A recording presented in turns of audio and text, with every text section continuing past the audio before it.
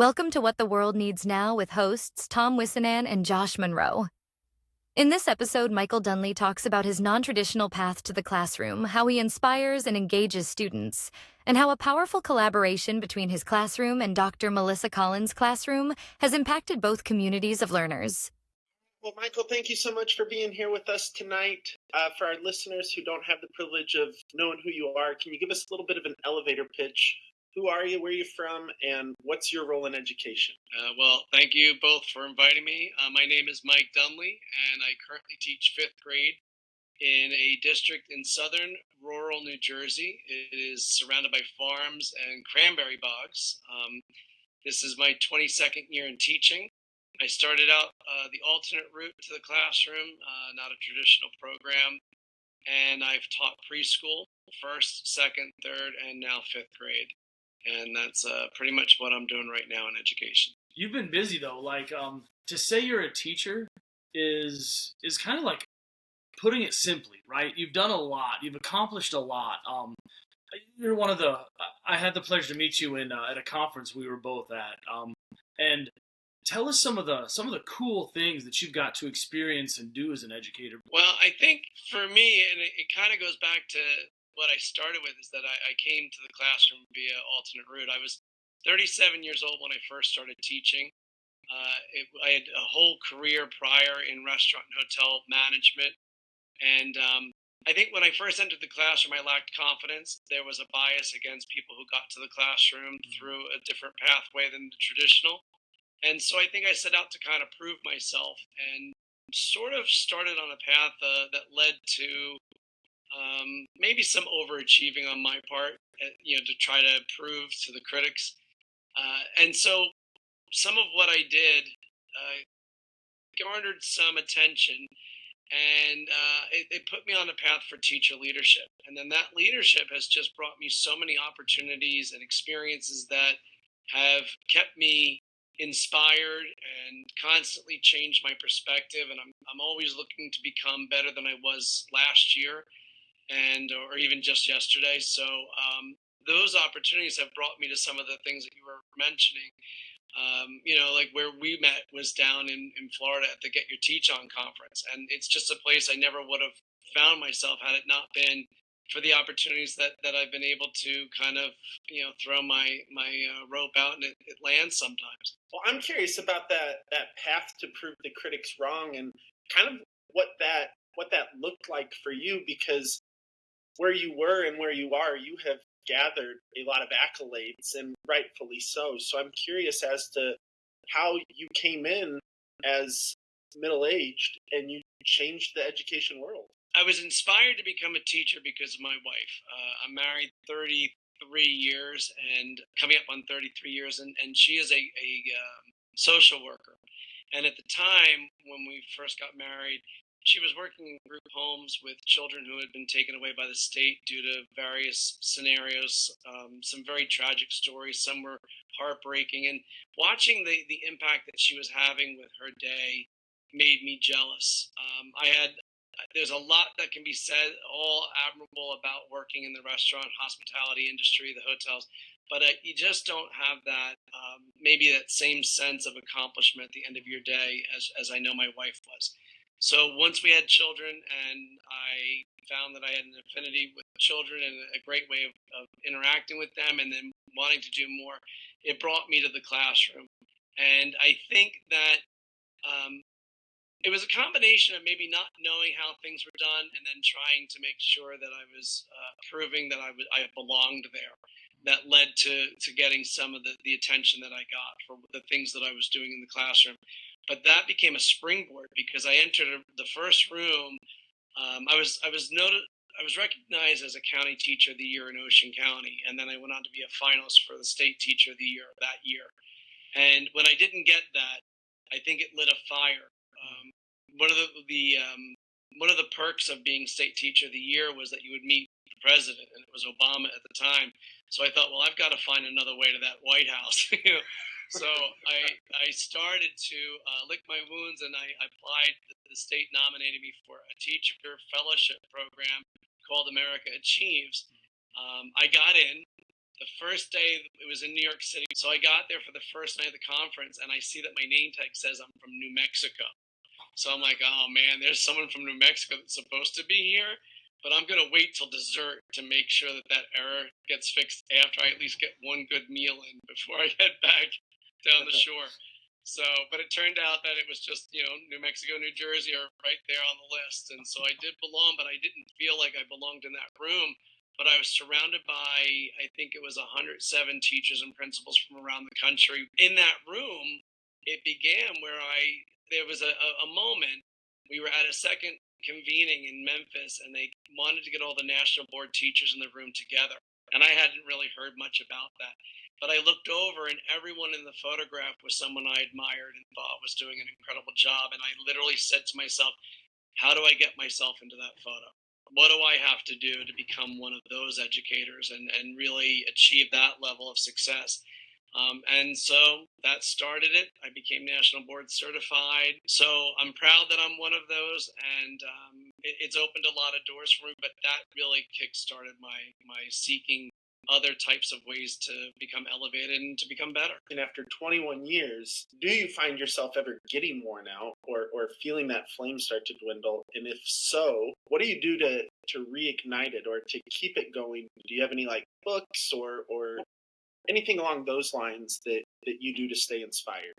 I think that for me, I've never lost the passion for teaching.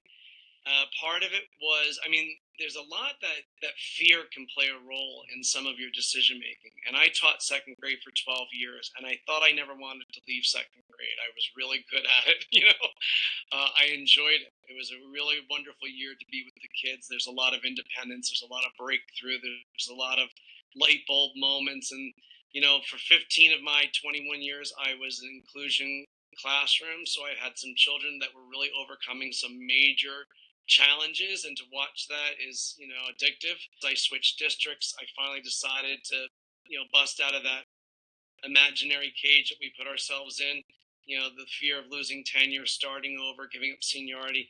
But for the sake of well-being and health, I decided to go to a different district and start again. And it was a tremendously wonderful decision that I've never regretted. But in so doing, it started me on the path where I went from second to third to fifth. I've enjoyed so much of the challenges and relearning curriculum, seeing where and how what they were taught in earlier grades. So it's never about the passion for teaching, but I think what has happened is a lot of the distractions that can come from adults that impact education. That could be politicians, it could be the general public's rhetoric and conversations around teacher pay or teaching in general. It could be parents questioning curriculum or imposing a false narrative about what they think is going on in a classroom but isn't. So I think some of that can really wear you down, or even just that administrative element can sometimes be a real burden. So I think for me, the answer to keeping that from overpowering the passion and putting it out has been just really remaining involved and always seeking out ways in which you can be really passionate about the profession of teaching. I have to ask you, the school year's here, but Yeah. how do you set up your classroom so that everybody's included, everybody feels involved, so we're safe to take risks? I think it's really very important that students not necessarily feel that they fit in, because that means that there's conformity, but that they belong. And a sense of belonging is so important. And I always feel that when you treat children just as young people, as just little people, it tends to be powerful. So they come into my building, which is the middle school building, and we're the lowest grade in it. So it's 5, 6, 7, 8, even though 6, 7, 8 is actually technically middle school. So they come over, and I kind of use that as, hey, you're in a different building. It's a new year, new building. You are now in the middle school, so you're kind of a middle schooler. You have a locker this year. And I start to empower them from the get-go, where it's just like, look, and I always tell the story about I don't know even who it was, but it was a British person on one of the TikTok reels or one of those short videos, where he was saying how he had no idea that in America kids had to ask to go to the bathroom. And in England, it was never heard of. Like, could you believe that that's so absurd that a biological function, you have to ask permission to do something that your body has to do? And I sat there and I really thought about it. That is perhaps one of the stupidest things we've ever done is this control. There's so much control. We take away so much of the autonomy and the agency. And if that was one of the things that came out of COVID that should be beneficial, was that we discovered how powerful autonomy and agency in student learning is. So I tell them, I go, look, you have a right to use the bathroom. So what you'll do is you'll tell me you're going. So for safety's sake, I know where you are in the event anything happens. But you have a right to use that bathroom. And I said, and if you don't abuse that right, you'll never lose that right. And I said, but we've all known kids that go to the bathroom when they don't have to go and they just need to leave the room. And they're like, yeah. I'm like, all right, so if you're not one of them, you have nothing to worry about. And if you are, you and I are going to have a conversation. But up to, everyone starts with the assumption that you're going to be fine until you give me a reason to say that you're not. So I empower them in small little ways like that. I don't make them line up in single file. It is chaos. It's like a subway station in New York City. I give them the autonomy, the agency, and it's a drug.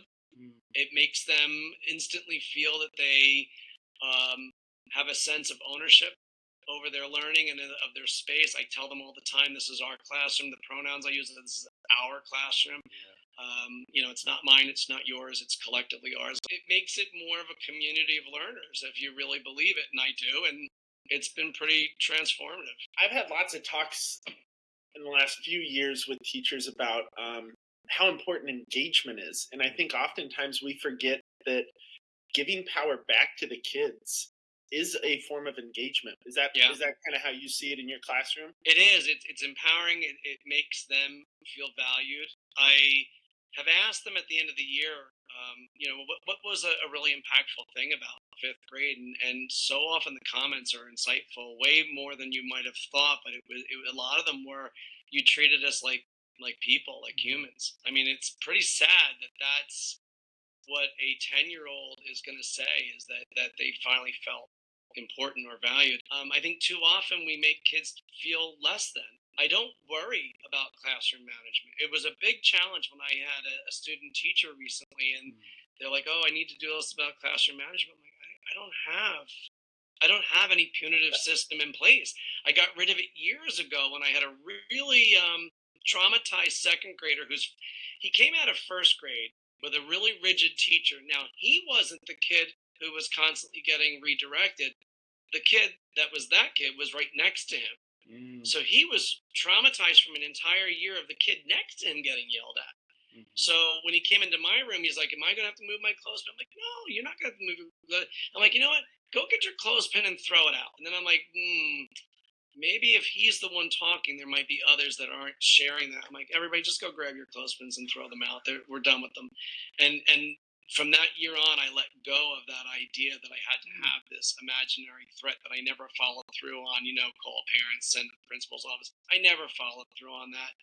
I often say, like, the classroom's like Vegas, like what happens here stays here.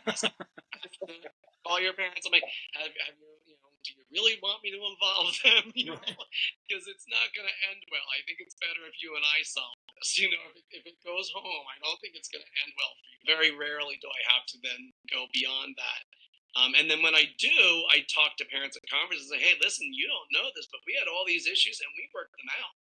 And now your child." So I'm not telling them that the child's having a problem. I tell them that they had one and we fixed it. So I do involve them. I keep them informed. I keep them in the loop, but not in a situation where it backfires on the kid. That's powerful. When you give the ownership to the kids to change their behavior, I think then you start breeding and building the intrinsic motivation that goes along with being a success, whether that be in the classroom, whether that be in the community, right? Because that's what we want as successful adults. Michael, what are some interesting curriculums or teaching techniques that really have made a difference and transformed your classroom instruction? So I think one of the things, as I mentioned at the beginning of this, is that I work in a very rural community. So, and there's a lot of diversity within that community, but not always racially or other religions. And so there's certain things that really I have to go out of the classroom to connect and bring in and bring my kids out and kind of introduce them to other elements. So we've used a whole lot of different things over the years. Technology has been very powerful. I connected through a global climate action project that happens every October. This will be, I think, my 8th year participating. It's been 8 years that it's been running. And in doing that, I've been able to connect with teachers in classrooms around the world. That then led to me being involved with a platform called Empatico that sadly just finished. It was running for many years. It was created by the Kind Snack Company. Daniel Labutsky, the CEO, his father had survived the Holocaust, and so he instilled in his children this really powerful lesson about empathy and how much of a role it played in him surviving Dachau. He was in Dachau. And so then using that, I was connecting with other teachers, and one of the teachers I connected with was Dr. Melissa Collins, who I met at the same fellowship that I met Kama from Omaha at. And then we connected our classrooms. Now, mine was rural and all white. Hers were urban and all black. And so we were bringing together these two groups of kids that were basically segregated and integrated the two classrooms. They became pen pals. We had one-to-one reading partners and relationships. We sent cards and gifts, and then we actually in person surprised each other. I went down to her class. She came up to mine. We used some grant money to get some of the pen pals together. And then Melissa and I started using Harmony. And Harmony's been really powerful because of the social emotional curriculum that they have. And what's great is that as I've moved from 2nd to 3rd to 5th, I've been able to adjust within the Harmony platform to the different grade levels, but still participate in these collaborative type lessons with Melissa's 2nd graders. And so we've been able to kind of put our own spin on these things, but having access to these things, and that's part of this journey of really staying involved, applying for these fellowships or these different programs that you want to get involved with. You develop these relationships, and suddenly you've got resources you never would have known were out there, and you bring them in, and it's fresh. It keeps your classroom from getting stale and doing the same thing over and over again. Michael, before we get off, Tom has one final question that he loves to ask, because back in the 60s, there was a song, and it was "What the World Needs Now is Love." And so we like to know, in today's day and age, whether it's education related or just life, what does the world need? You know, I was born, I think it was the summer of love. It was 67. And so I kind of like that little hangover of the 60s as I was growing up. It was impacting culture and the Woodstock years and the post-Vietnam. And I think our society went away from being collective to being individual.